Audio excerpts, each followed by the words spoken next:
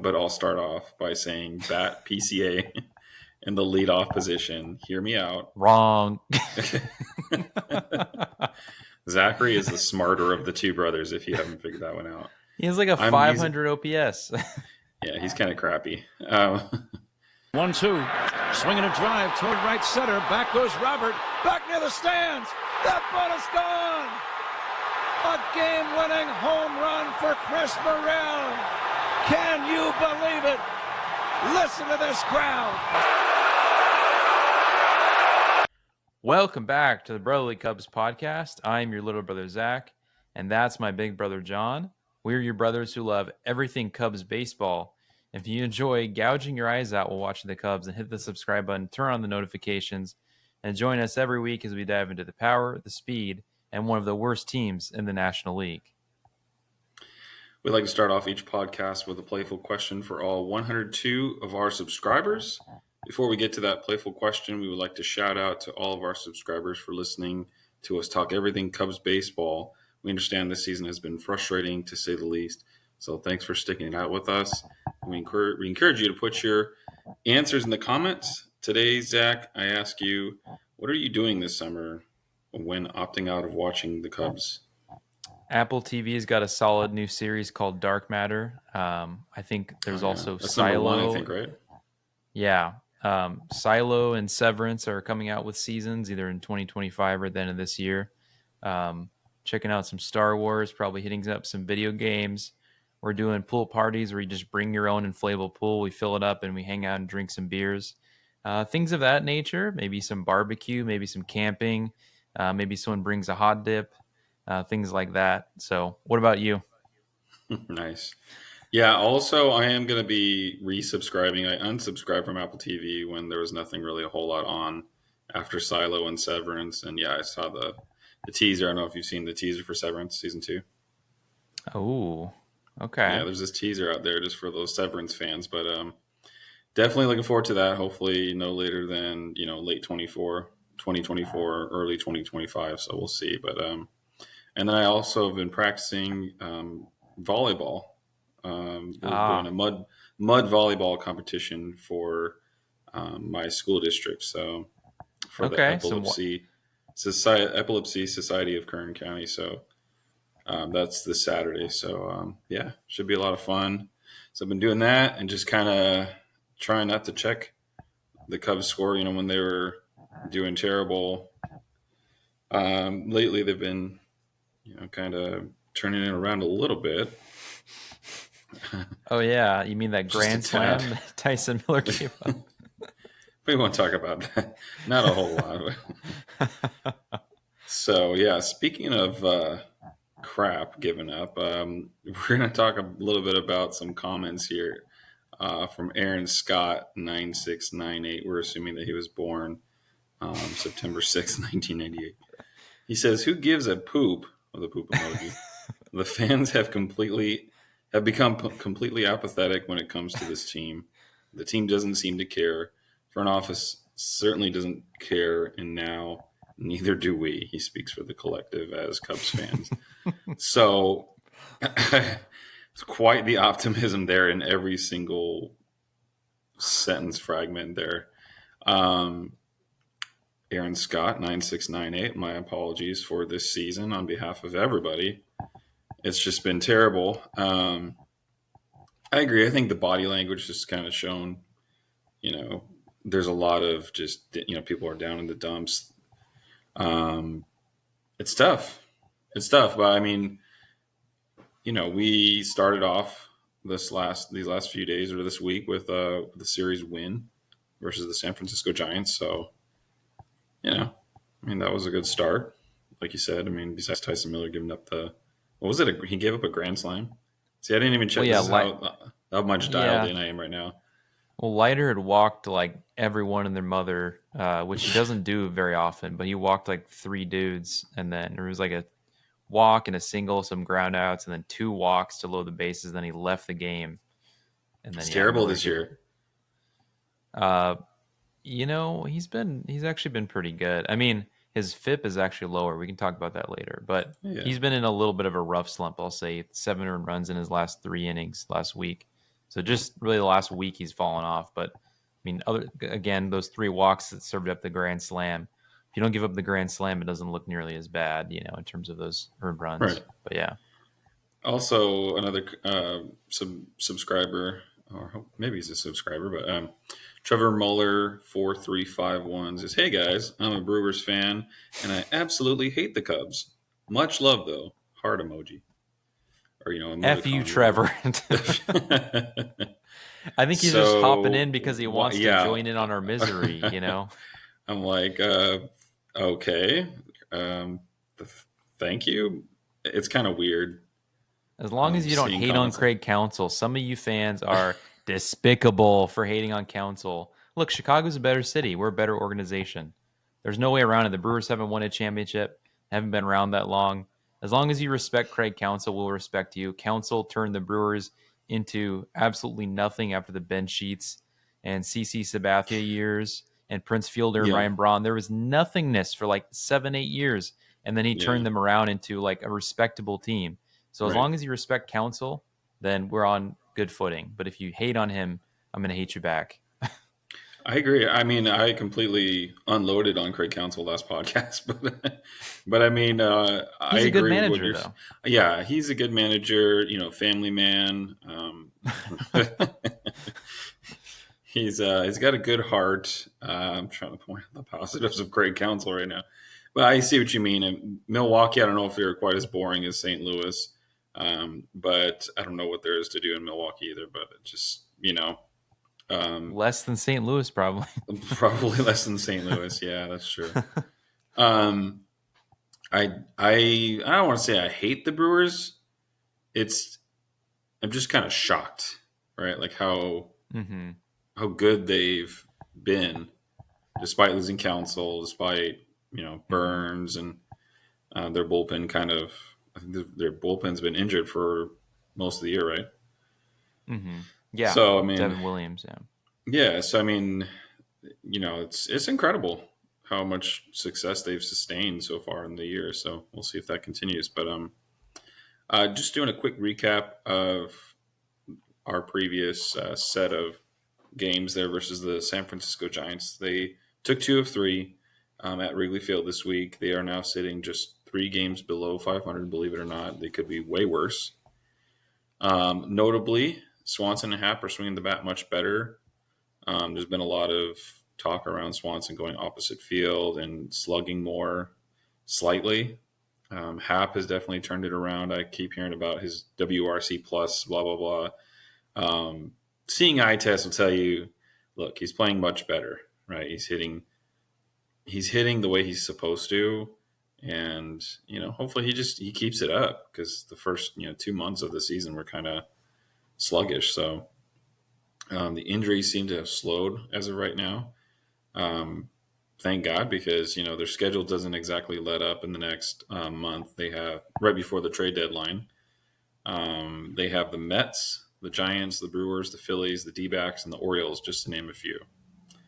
In order for the Cubs to be buyers, they have to start buying into some kind of game plan.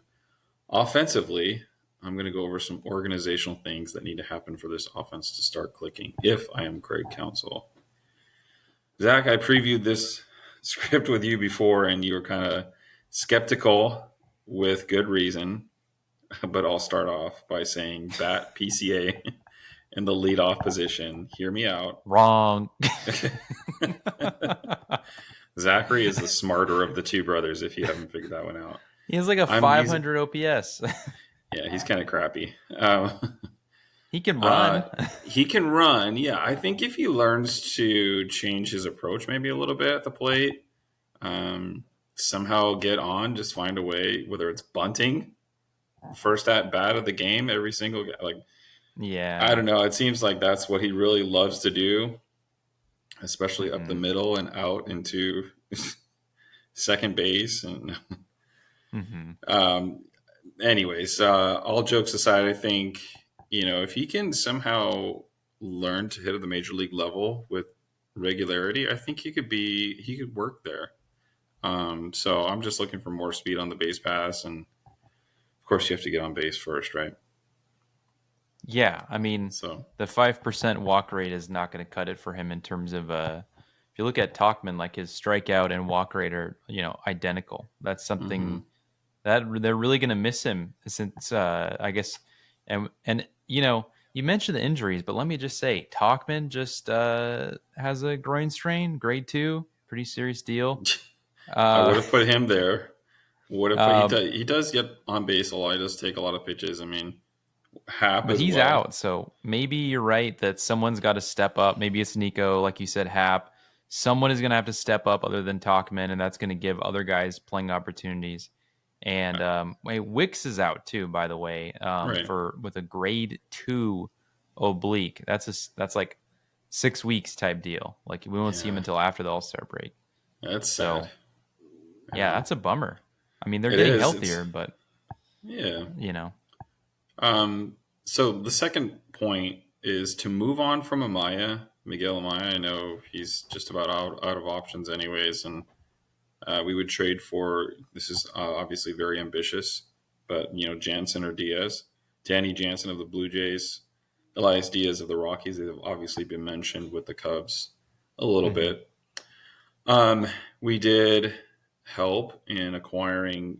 We helped our catching core in acquiring Tomas Nido of the formerly of the New York Mets. So I mean, if you look at his average is like I think 30 points better than Miguel Maez or Yan Gomes.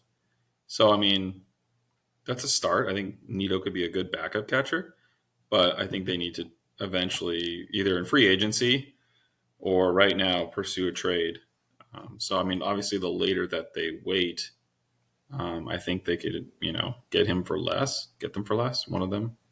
Mhm. So that's kind of what I think you would.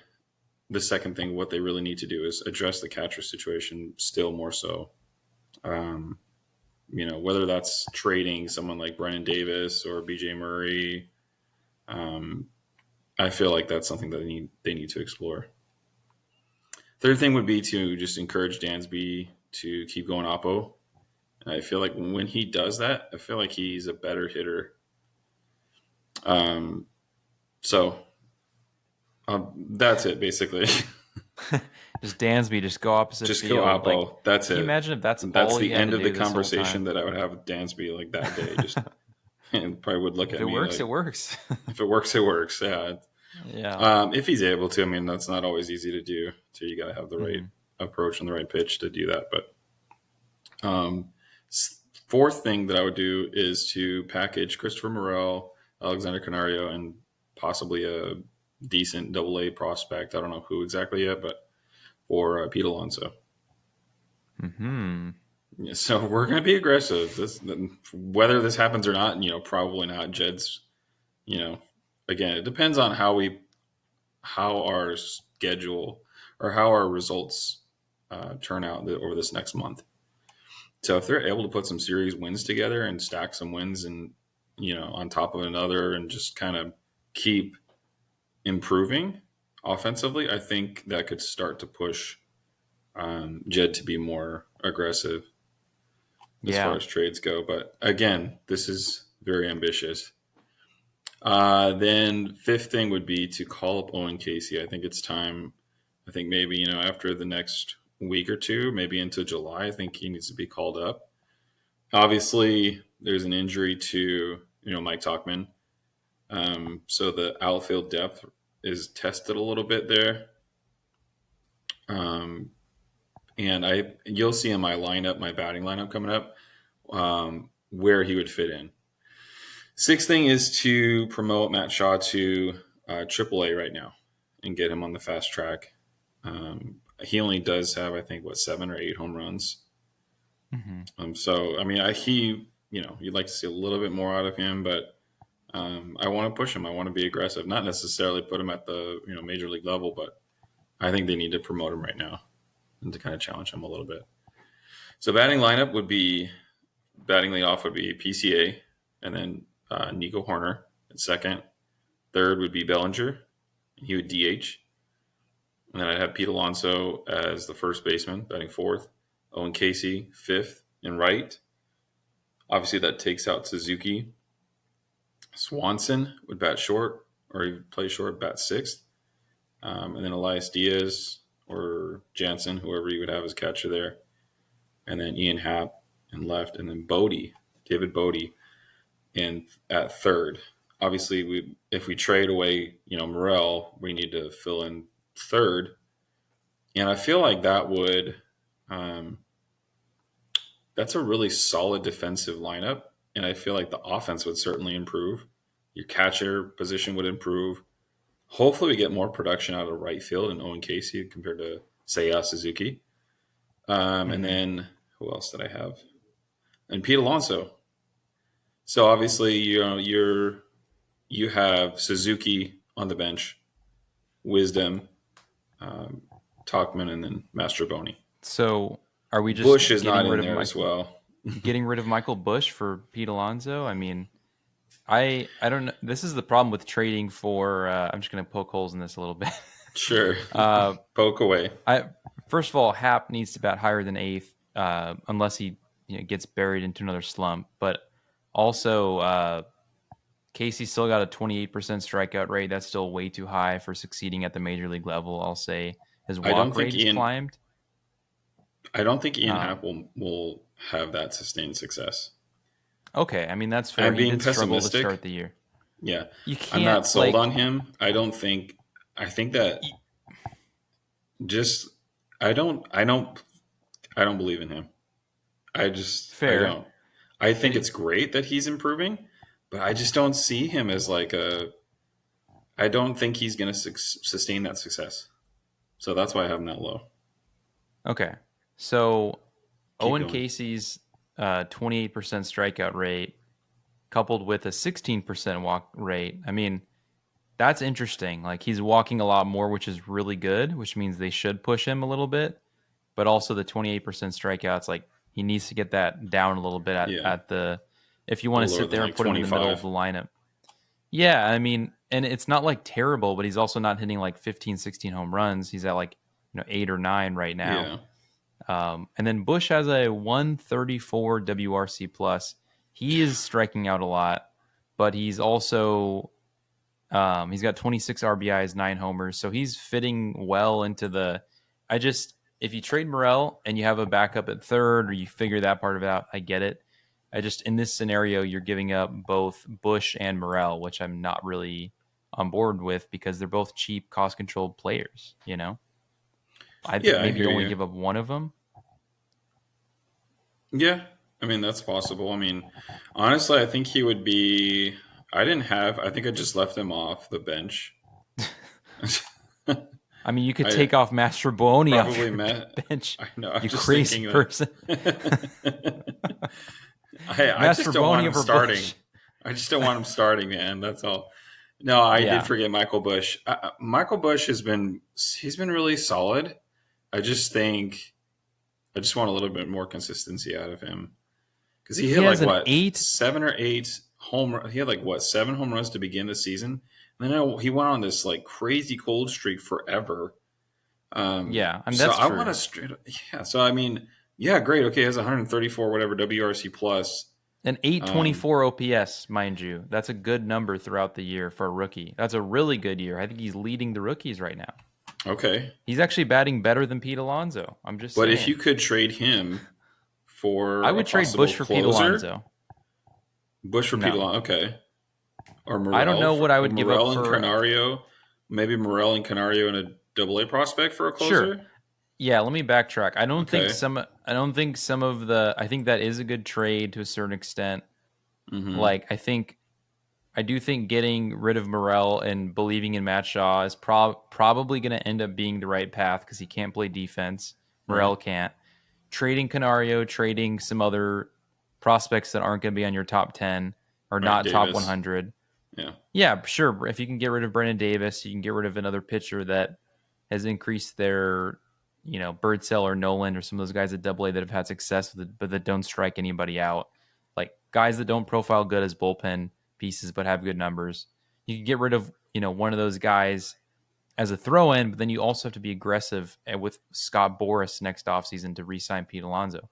Right. That is obviously in the back of my mind, he does want to be in Chicago. I think that's a lot of motivation there. He's been connected by multiple journalists, and so you could wait. I mean, this is just an aggressive approach. Yeah. You could wait on a catcher like Jansen and Diaz. I think are going to be free agents at the end of the year.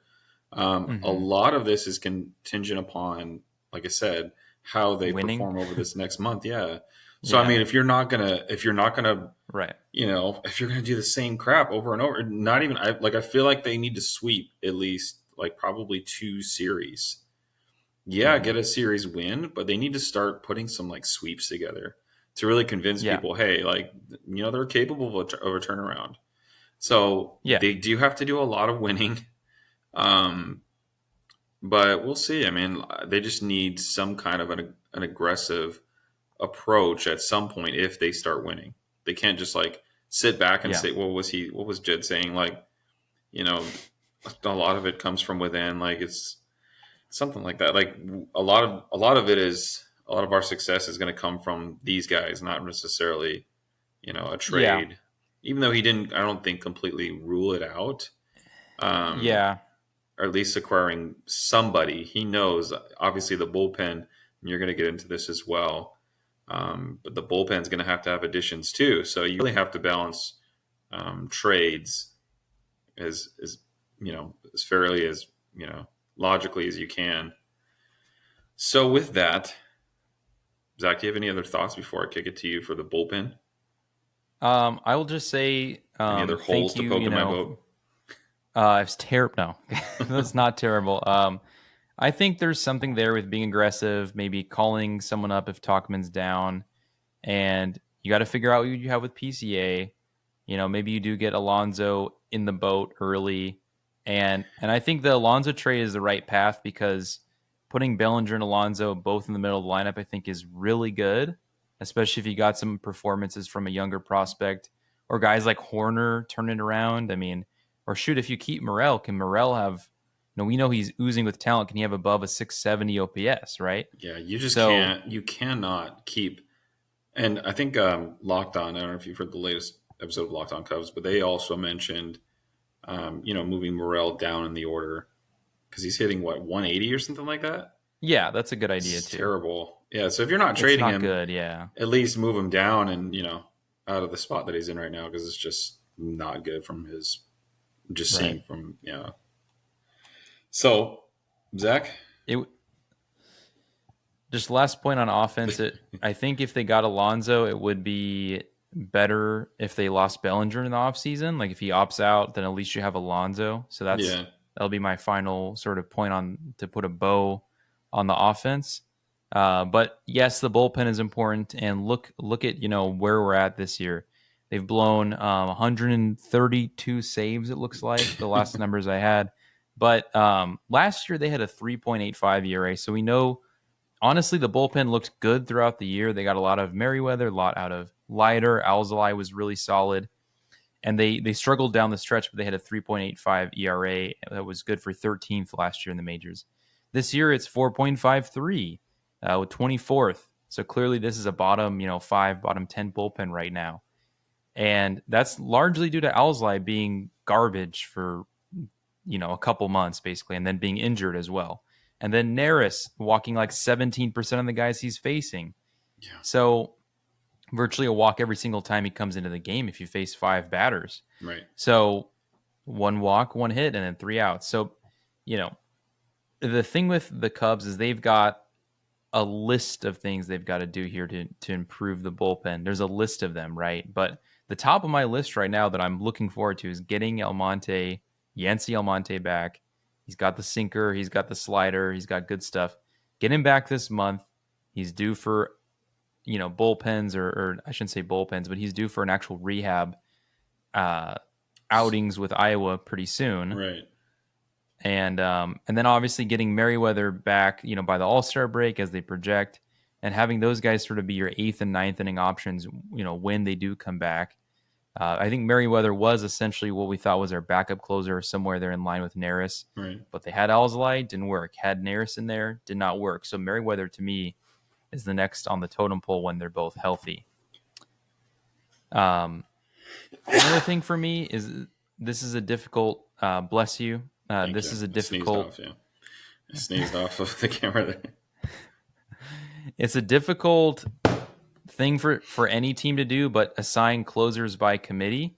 So for the most part, I'm looking at Tyson Miller being the closer and giving more leverage innings to Smiley. Is there a chance for him to pitch the 8th and 9th in a game? Let's say Imanaga goes 7, or you get to the 7th inning and Smiley hasn't pitched in a couple days, and there's some lefties in the lineup, or maybe you think he's reverse split, so maybe there's 4 or 5 righties in a row. Can you go to Smiley to close the last couple innings of a game? Thompson faced the Giants in a 5-2 game, and he struck out 3 batters in a row. That's pretty rare for any Cubs pitcher to do. Is to have, I think Porter Hodge did that at one point this year. So closer by committee, do that. Ride the hot hand. They're going to have to do that.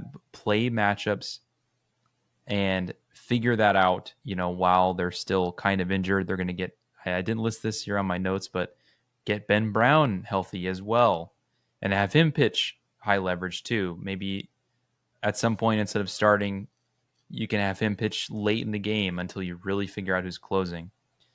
Mark Leiter was really good to start the year. He had several innings in a row before he gave up a run. I think it was like 9 or 10 outings. Yeah, he was pretty reliable early on. Yeah, he's just hit a bit of a wall. I think this has happened to him when he gets pitched way too much. I think he's already thrown almost 30 innings, which is like half of what he threw last year, and they thought he was overworked a little bit last year. We're about halfway through the season, so they've got to keep it here in terms of his usage. They can't increase his workload much more, and the All-Star break might help that. He has a 2.80 FIP, but a 5.34 ERA. Wow. So they've got to be able to figure out the defense behind him, and they got to get his splitter back a little bit so that his strikeout rate stays, as it was. And he's had a pretty rough week, so he needs to sort of, maybe this off day will help him, then he can sort of get himself calibrated again. The biggest elephant in the room, honestly, with this bullpen is Hector Neris. It's one guy. And really our previous elephant that has left the room that is no longer visible to the Cubs viewers is Adbert Alzolay at Arizona right now. He's rehabbing a forearm strain. He may be out the whole year. Who knows? He was terrible, and so Neris came in. The problem is the council didn't go to Leiter as his closer. He went to Neris, and he's blown a ton of saves already. He has a 4.73 ERA this year, but his career was 3.31. So if you think about it, he's underperforming like crazy this year because he's been thrust into a closer role that he's not really used to. He hasn't had that many save opportunities, at least projected, the way he's projected to be used. Would not have had that many save opportunities in 5 years. Yeah. So they're using him in a high leverage role that he hasn't done, in a long time, even pre-COVID, right? So that's fair. I mean, yeah, because he was right before Presley.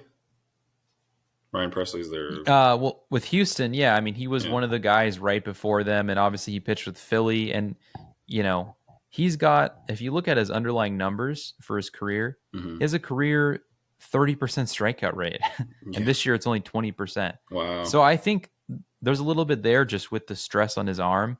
His walk rate 16.5, but career is 9. So if you look at like where he's at, all the numbers are off. I think they need to deleverage him a little bit.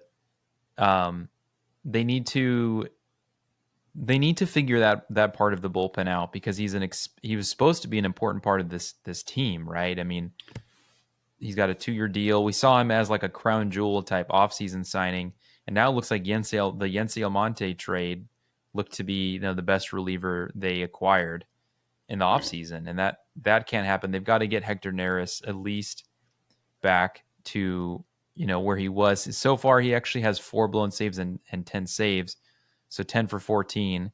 But he hasn't had, he's projected to obviously probably have over 20 save opportunities. He had 19 opportunities in 2021, and that's a decent amount. But he's clearly going to go over that this year. Yeah. And he had 34 opportunities in 2019, so it's not something he's done in a while, right? Yeah. So I'd like to see them figure that part of it out. I'm not saying DFA him. Please don't say DFA him. He's been a good pitcher for like 12 years. No, it'll come back around for him. He'll regress to the mean. There's just no way that his ERA could be that high I mean, you Yeah. can't. It's not going to stay that high, and like you said, use them in medium to lower leverage opportunities, and yeah, Yeah. it's just they're.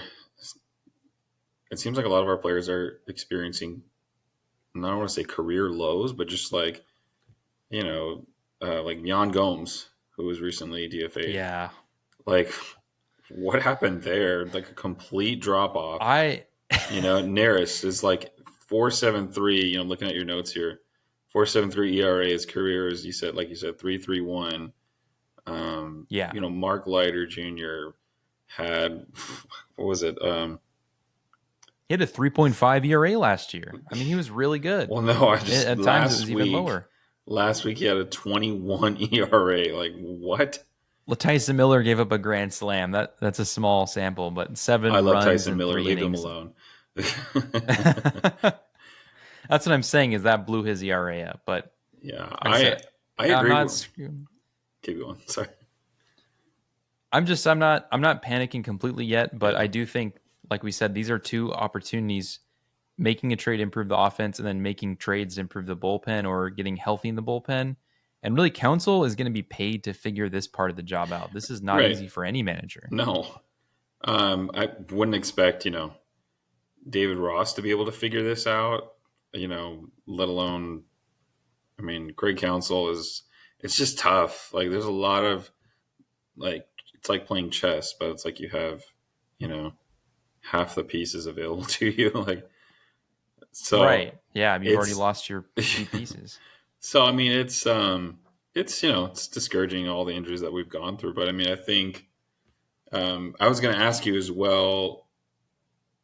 Do you think going into you mentioned all these guys possibly getting Almonte and Merryweather getting healthy? Do we wait that long for them to get healthy, or do you think they need to trade for a closer now? I know you mentioned closer by committee.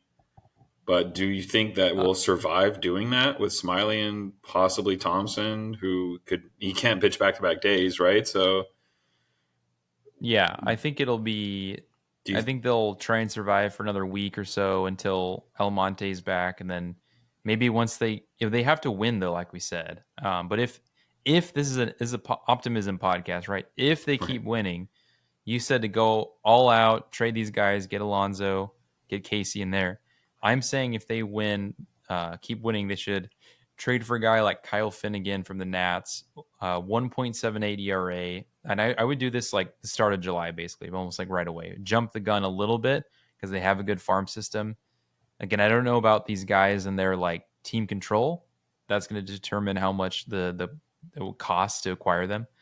So Finnegan, 1.78 ERA, 0.85 WHIP, 20 saves already. In the later part of June here. I mean, wow. For the 28% Nats too. strikeout, 8% walk. Yeah, you're taking like a sinking ship and steering it. Also, Hunter Harvey, and again, these are guys that are fastball splitter types with a little bit of low usage, breaking ball stuff, but mainly fastball splitter, which is a common theme with some of the Cubs bullpen right now with Leiter Neris. Hunter Harvey, 28% strikeout, only 5% walk rate. That's incredibly useful with this bullpen and our high walk rates. 2.68 ERA, also really good. 1.13 WHIP. Actually, Hunter Harvey has a better FIP, fielding independent pitching ERA, than Finnegan, so he has better underlying numbers. But 22 holds, so both those guys are studs on a team that's going to sell. The last guy on here, Carlos Estevez on the Angels. A little bit higher ERA, 3.52. Maybe the package isn't as much. 0.87 WHIP, 13 saves, 26% strikeout rate, which is good. Only a 3% walk rate. Wow. So that's really useful in those saves where you have 2 or 3 runs. He's not going to be like walking 3 or 4 guys and then trying to weasel his way out. 3% walk rate's really good. And he had 31 saves last year. Wow. So clearly he stepped up last year.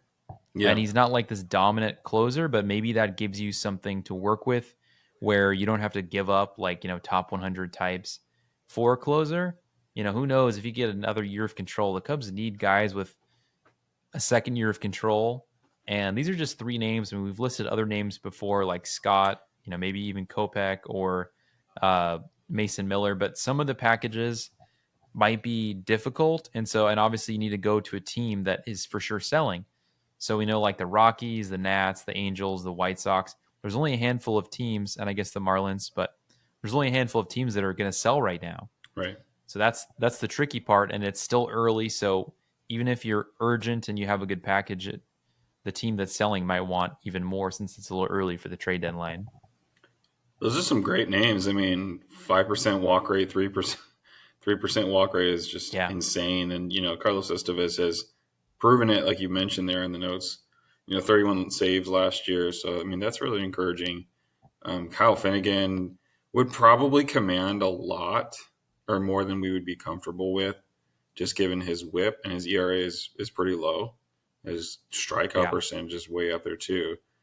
All of those look like great options. I would probably say Estevez would probably be the most likely to be acquired, just given Jed's track record as far as trying to improve slightly, not even like, go all the way in. So, I mean, Kyle Finnegan would be, pie in the sky type of player that you'd acquire. But, I could see someone like Carlos Estevez joining the Cubs. So those are some. They got to start somewhere. Yeah, we'll see though. I mean, they have to win to get there. Like we said, these are trades that they could make if the next couple weeks go really well. They could try to jump the market in earlier July. Like you said, they're in more need of bullpen help or offense in earlier July than waiting till the deadline. Who knows though? I mean, part of the problem is they might wait until the deadline until they're firmly in a buy or sell position. And at that point, they may sell a couple names, but I mean, it's going to be a tough one. It will be. Yeah. They've dug themselves a little bit of a hole, not as bad as last year, being 10 under or whatever it was. So, there's some optimism. I think, this Giants series is a good start. And I think they're within that month. I think they play the Brewers twice. Wow.